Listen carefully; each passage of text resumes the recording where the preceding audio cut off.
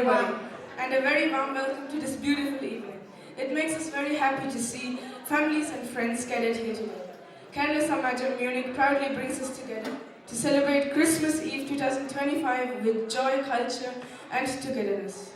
Let us start this feast of evening with smiling faces and happy hearts. സ്നേഹവും പുഞ്ചിരിയും നിറഞ്ഞ ഒരു സായാഹ്നത്തിലേക്ക് എല്ലാവർക്കും സ്വാഗതം. മ്യൂണിക്കിലെ തണുപ്പും ക്രിസ്മസിന്റെ സന്തോഷവും ചേർന്ന ഈ നിമിഷം നമുക്ക് മനോഹരമാക്കാം. We have a lot of fun programs and DJ night planned for today to make your evening a memorable one. കളിയുടെയും ആസ്വാദനത്തിന്റെയും വേദിയൊരുക്കാൻ എൻ്റെ കൂടെ ഒരുപാട് കൂട്ടുകാര് വേദിയിൽ വരുന്നത് നിങ്ങൾക്ക് കാണാം. Every celebration begins with a warm welcome that brings everyone together. A few kind words help us feel connected and comfortable. To begin this evening in the right spirit, we now invite the Vice President of Kerala Samajam Munich, Lakshmi, for the welcome speech. എല്ലാവർക്കും നമസ്കാരം. കേരള സമാജം Munich സംഘടിപ്പിക്കുന്ന Christmas പുതുവത്സര ആഘോഷത്തിൽ നമ്മുടെ ക്ഷണം സ്വീകരിച്ച് ഇന്നിവിടെ മുഖ്യാതിഥിയായി എത്തിയിരിക്കുന്നത് ഫാദർ ചാൾസ് ജോൺ ആണ്. അദ്ദേഹത്തിന് എല്ലാവരുടെയും പേരിൽ സ്വാഗതം ചെയ്യുന്നു. അദ്ദേഹം മ്യൂണിക്കിലെ കപ്പൂച്ചിൻ ആശ്രമത്തിൻ്റെ സുപ്പീരിയറും അതുപോലെ സീറോ മലബാർ മലയാളം കമ്മ്യൂണിറ്റിയുടെ വികാരിയുമാണ്. എല്ലാവരുടെയും പേരിൽ അദ്ദേഹത്തെ ഹൃദയം നിറഞ്ഞ് ഞങ്ങൾ ഈ സായാഹ്നത്തിലേക്ക് സ്വാഗതം ചെയ്യുന്നു.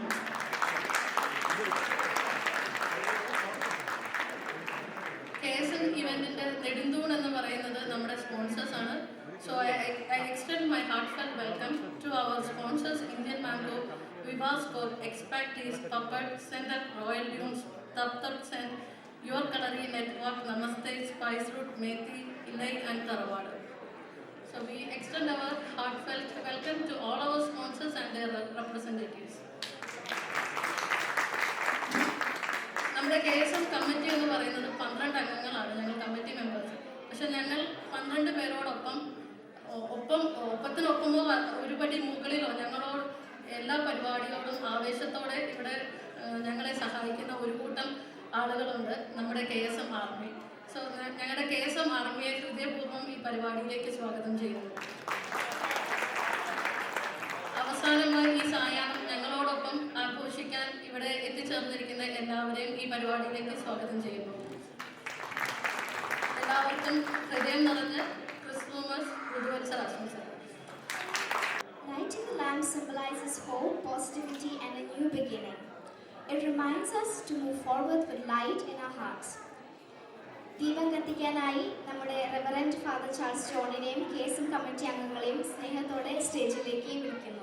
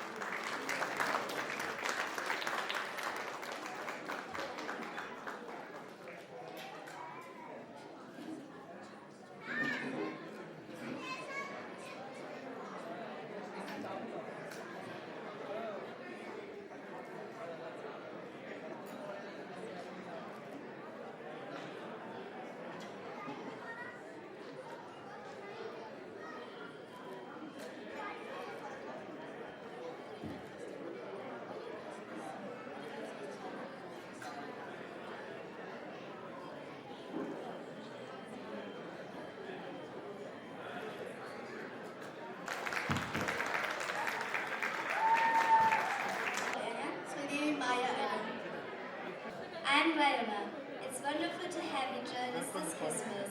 ഇത് നല്ല തണുപ്പല്ലേ? അതെ, നല്ല തണുപ്പാ. We are honored to have our chief guest, Father Charles John, with us today.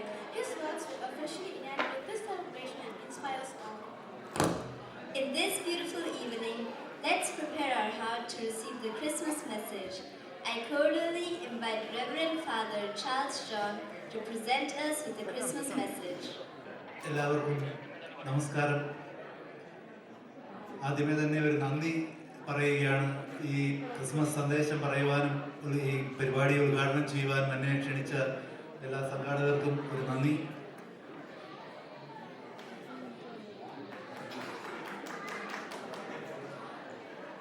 നമ്മൾ വിളക്ക് കത്തിച്ച് ആദ്യമേ തന്നെ നമ്മുടെ ഈ പരിപാടി ഉദ്ഘാടനം ചെയ്തു. പിന്നെ പ്രത്യേകിച്ച് ഔദ്യോഗികമായിട്ട് പറയേണ്ട ആവശ്യമൊന്നുമില്ല, ഉദ്ഘാടനം ചെയ്യുകയാണ് എന്നൊന്നും നമ്മൾ ഓൾറെഡി ഉദ്ഘാടനം ചെയ്തു കഴിഞ്ഞു. ഒരു ചോദ്യത്തോടുകൂടെ ഈ സന്ദേശം തുടങ്ങാമെന്നാണ് വിചാരിക്കുന്നത്. നമ്മൾ ആരാണ്? ഈ മ്യൂണിക്കിൽ ഇവിടെ ആയിരിക്കുന്ന, അല്ലെങ്കിൽ ഇപ്പൊ ഇവിടെ ഈ കേരള സമാജത്തിന്റെ ഈ പരിപാടിയിലായിരിക്കുന്ന നമ്മൾ ആരാണ്? ഇച്ചിരി നെഗറ്റീവായിട്ടുള്ള ഒരു വാക്കിൽ പറയുവാണെങ്കിൽ നമ്മളൊക്കെ പരദേശികളാണ്, വിദേശികളാണ്. അതോടൊപ്പം തന്നെ വേറൊരു കുറച്ചും കൂടെ കട്ടിയുള്ള വാക്കി പറഞ്ഞാൽ കുടിയേറ്റക്കാരാണ്. കാരണം ഇത് നമ്മുടെ നാടല്ല. ശരിക്കും പറഞ്ഞാൽ നമ്മളൊരു നാട്ടിൽ നിന്ന് നമ്മുടെ ഇന്നലകളെയെല്ലാം, ഇന്നലെ നമ്മൾ വേറെ എവിടെയോ ആയിരുന്നു, ഇന്ന് നമ്മൾ ഇവിടെ, നാളെ നമ്മൾ വേറെ എവിടെയോ ആയിരിക്കേണ്ടവരാണ്. ഇന്ന് ഈ മലയാളി അല്ലെങ്കിൽ കേരള സമാജത്തിന്റെ ഈ പരിപാടിയിൽ നമ്മളിവിടെ ആയിരിക്കുമ്പോൾ, ഈ മ്യൂണിക്കിൽ ഇവിടെ ആയിരിക്കുമ്പോൾ, പലരും ജോലിയും അതുപോലെ തന്നെ അല്ലെങ്കിൽ പഠിക്കുന്നവരായിരിക്കാം, ജോലിയുള്ളവരായിരിക്കാം. നമ്മൾ നമ്മുടെ നാടിനെയൊക്കെ ഉപേക്ഷിച്ച് നമ്മളിവിടെ വന്നിരിക്കുകയാണ്, കുടിയേറിയിരിക്കുകയാണെന്ന് നമുക്ക് വേണമെങ്കിൽ പറയാം. കൂടുതൽ മെച്ചപ്പെട്ട ജീവിത സാഹചര്യങ്ങൾക്ക് വേണ്ടി. നമുക്കറിയാം, ഈ കുടിയേറ്റം ഇന്നോ ഇന്നലെയോ തുടങ്ങിയ ഒരു സംഭവ വികാസമല്ല, മറിച്ച് ഇതൊരു 15 ലക്ഷം വർഷങ്ങൾക്ക് മുമ്പ് മനുഷ്യൻ ഹ്യൂമോ എറക്ടസ് എന്ന് പറയപ്പെടുന്ന ആ സാഹചര്യത്തിൽ എത്തിയപ്പോൾ തൊട്ട് തുടങ്ങിയ ഒരു പ്രതിഭാസമാണ് കുടിയേറ്റം. ഒരു നാട്ടിൽ നിന്ന് അല്ലെങ്കിൽ ഒരു പ്രദേശത്ത് നിന്ന് മറ്റൊരു പ്രദേശത്തിലേക്ക് പോവുക. പിന്നെ വർഷങ്ങൾക്ക് അല്ലെങ്കിൽ 1.5 ലക്ഷം വർഷങ്ങൾക്ക് മുമ്പ് ഹോമോസാപ്പിയൻസ് ഒക്കെ ആഫ്രിക്കയുടെ പല പ്രദേശങ്ങളിൽ നിന്നും ഏഷ്യയിലേക്കും യൂറേഷ്യയിലേക്കും ഒക്കെ കടന്നു കയറി അല്ലെങ്കിൽ വന്നു കയറി എന്ന് നമ്മൾ സ്കൂളിലൊക്കെ പഠിച്ചിട്ടുണ്ട്. അതിന്നും തുടർന്നുകൊണ്ടേ ഇരിക്കുകയാണ് നമ്മുടെ ഈ കുടിയേറ്റം. ഇന്ന് നമ്മളിപ്പോൾ മ്യൂണിക്കിൽ എത്തി നിൽക്കുകയാണ്. ഒരുപക്ഷെ നിങ്ങൾ ചോദിച്ചേക്കാം, ഈ ക്രിസ്മസിന്റെ ന്യൂ ഇയറിന്റെ ആഘോഷത്തിന് വരുമ്പോൾ എന്തിനാണ് ഈ കുടിയേറ്റത്തെ കുറിച്ച് സംസാരിക്കുന്നത്? കാരണം ക്രിസ്മസ് ഒരു കുടിയേറ്റക്കാരന്റെ കഥയാണ്, കുടിയേറ്റക്കാരന്റെ ഓർമ്മയാണ്. നമുക്കറിയാം, നമുക്ക് നല്ല വീടുകളുണ്ട്, നാട്ടിലാണെങ്കിൽ നല്ല നമുക്ക് പ്രിയപ്പെട്ട നല്ല നമ്മുടെ മാതാപിതാക്കളുണ്ടാവാം, ഓർമ്മകളുണ്ടാവാം. എല്ലാം ഉപേക്ഷിച്ചാണ് നമ്മളിവിടെ വന്നിരിക്കുന്നത്. ഇതുപോലെയാണ് ക്രിസ്തുവും തൻ്റെ പ്രിയപ്പെട്ട ഭവനമായ സ്വർഗം ഉപേക്ഷിച്ച് മനുഷ്യമക്കളെ തേടി ഭൂമിയിലേക്ക് ഇറങ്ങി വന്ന ഒരു കുടിയേറ്റത്തിന്റെ ഓർമ്മ ക്രിസ്മസിൽ നമ്മൾ ആഘോഷിക്കുന്നു. യേശുവിന് വേണമെങ്കിൽ കൊട്ടാരം തിരഞ്ഞെടുക്കാമായിരുന്നു. അവന്റെ ജനനത്തെ അറിയിച്ചുകൊണ്ട് അല്ലെങ്കിൽ ജനിക്കാൻ പോകുന്നെന്ന് അറിയിച്ചുകൊണ്ട് ആഗ്നേയ രഥങ്ങളെയും മിന്നൽ പിണരുകളെയും ഒക്കെ ദൈവത്തിന് അയക്കാമായിരുന്നു. പക്ഷേ ഇതൊന്നും അയച്ചില്ല. അവൻ തൻ്റെ പുത്രന്റെ വരവ് ദൈവം പ്രഖ്യാപനം ചെയ്തത് സാധാരണക്കാരായ ആൾക്കാർക്ക് മനസ്സിലാകുന്ന രീതിയിലായിരുന്നു. ഒരു പക്ഷേ ചിന്തിക്കുമ്പോൾ എന്നെക്കാളും ചെറിയവനായിട്ട് ആരും ഉണ്ടാകരുതെന്നുള്ള ചിന്തയായിരിക്കാം ദൈവത്തിന് ഇങ്ങനെ ഈ കാലിത്തൊഴുത്തിൽ പിറക്കേണ്ട ഒരു ആവശ്യം വന്നിരുന്നത് എന്ന് നമുക്ക് വേണമെങ്കിൽ ചിന്തിക്കാൻ സാധിക്കും. ഇന്നൊക്കെ നമ്മൾ 1-ാം സ്ഥാനത്തിന് വേണ്ടി പലയിടത്തും നമ്മൾ ആഗ്രഹിക്കുമ്പോൾ അല്ലെങ്കിൽ അലയുമ്പോൾ ക്രിസ്തു ഏറ്റെടുത്തത് ഏറ്റവും അവസാനത്തെ സ്ഥാനമായിരുന്നു. അതുകൊണ്ടാണ് കാലിത്തൊഴുത്ത്. അവന്റെ മുമ്പിൽ വന്നു നിന്നിരുന്ന ആട്ടിടയന്മാർക്ക് അവനെ കണ്ടപ്പോൾ സന്തോഷം തോന്നിക്കാണണം. കാരണം ആട്ടിടയന്മാർ വിചാരിച്ചിരുന്നത് തങ്ങളെക്കാളും ചെറിയവരായിട്ട് ആരും ഇല്ല എന്നുള്ളതാണ്. പക്ഷേ ക്രിസ്തുവിന്റെ കാലിക്കൂടിന് മുമ്പിൽ അല്ലെങ്കിൽ പുൽത്തൊഴുത്തിന് മുമ്പിൽ വന്നു നിന്നപ്പോൾ ആട്ടിടയർക്ക് മനസ്സിലായി, ഇവനേക്കാളും വലിയവരാണ് ഞങ്ങൾ.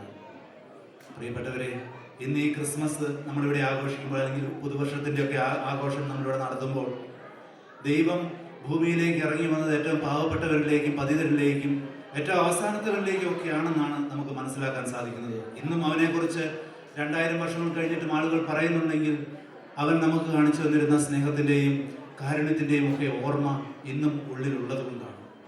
സ്നേഹവും അല്ലെങ്കിൽ ഈ കാരുണ്യവും ഒക്കെ ഈ ക്രിസ്മസ് ആഘോഷത്തിൽ നിന്ന് നമ്മൾ മാറ്റി നിർത്തിയാൽ, കുറച്ചും കൂടെ കടുപ്പിച്ച് പറഞ്ഞാൽ ക്രിസ്തുവിനെ തന്നെ നമ്മൾ മാറ്റി നിർത്തിയാൽ ഈ ആഘോഷങ്ങൾക്കൊന്നും ഒട്ടും പ്രസക്തിയില്ല.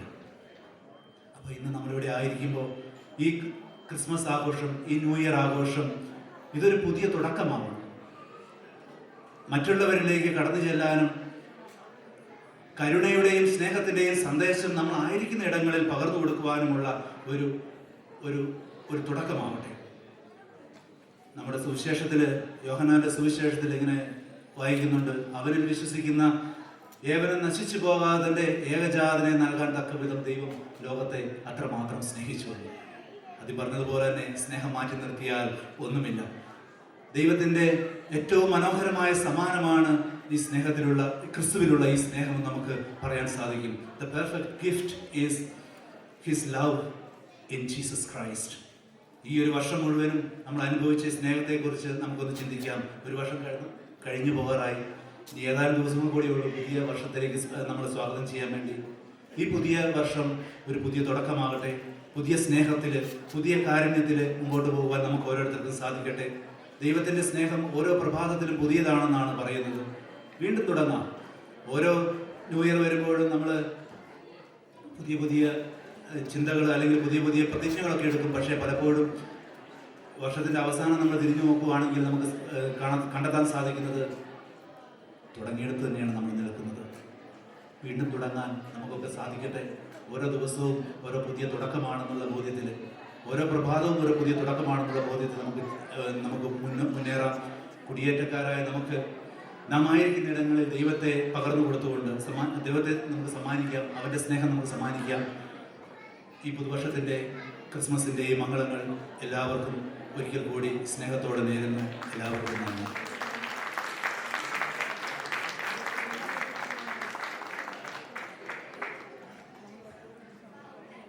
Thank you, Father, for the thoughtful message. ഞങ്ങൾക്ക് ഒരു റിക്വസ്റ്റും കൂടിയുണ്ട്. ഞങ്ങൾക്ക് ഒരു ഫാദറിൻ്റെ ഒരു ചൈൽഡ്ഹുഡ് ക്രിസ്മസ് മെമ്മറി പറയാൻ പറ്റുമോ? ക്രിസ്മസ് മെമ്മറി ഏറ്റവും കൂടുതലായിട്ട് നിൽക്കുന്നത് ക്രിസ്മസ് പരീക്ഷയൊക്കെ കഴിഞ്ഞ് 10 ദിവസത്തുള്ള അവധിക്കാലമാണ്. അപ്പം ക്രിസ്മസിന് മുമ്പായിരിക്കും അവധി തുടങ്ങുന്നത്.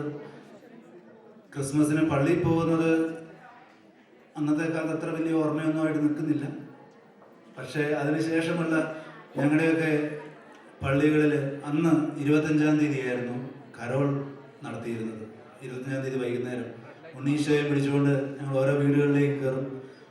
അപ്പം അന്ന് ഞങ്ങളുടെയൊക്കെ ഓരോ യൂണിറ്റ് അടിസ്ഥാനത്തിലാണ് ഉണ്ണീശോയെ കൊണ്ടുപോകുന്നത്. ഓരോ യൂണിറ്റിനും ഓരോ ഉണ്ണീശോയുണ്ട്. ഒരു പാത്രത്തിൽ കഴിച്ച് വെച്ച് ഞങ്ങളിങ്ങനെ കൊണ്ടുപോകുന്നത്, അലങ്കരിച്ച് വെച്ച് കൊണ്ടുപോകുന്നു.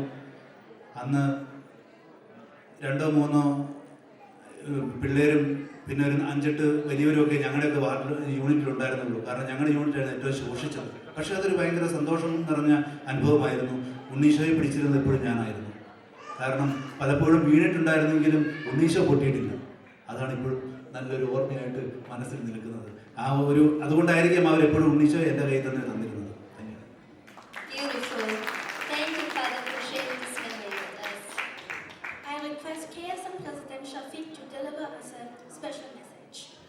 ഹലോ, നമസ്കാരം. സ്പെഷ്യൽ മെസ്സേജ് ഒന്നുമല്ല, എന്നാലും അപ്പം 2024 ഫെബ്രുവരിയിൽ AGM വഴി സെലക്ട് ചെയ്ത ഞങ്ങളുടെ കമ്മിറ്റിയുടെ അവസാനത്തെ പ്രോഗ്രാമാണ്. ഈ പ്രോഗ്രാമോട് കൂടി ഞങ്ങൾ ഇനി ആ സൈഡിലോ അവിടെ പുറകിലൊക്കെ ഉണ്ടാവും.